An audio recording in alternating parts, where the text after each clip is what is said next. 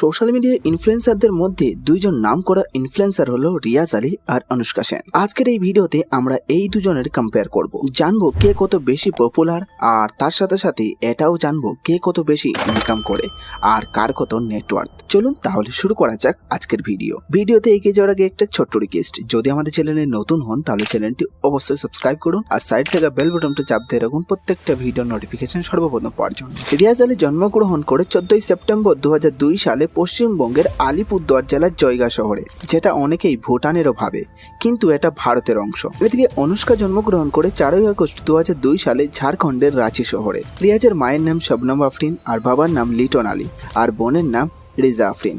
অনুষ্কার মায়ের নাম রাজরূপা সেন আর বাবার নাম অনির্বাণ সেন। অনুষ্কার কোনো ভাই বা বোন নেই। রিয়াজ পড়াশোনা শুরু করে জয়গাঁয়ের SHMD স্কুল থেকে, আর বর্তমানে রিয়াজ মুম্বাইয়ে পড়াশোনা করছে। অনুষ্কা রাঁচিতে তো জন্মগ্রহণ করলেও খুব ছোটতে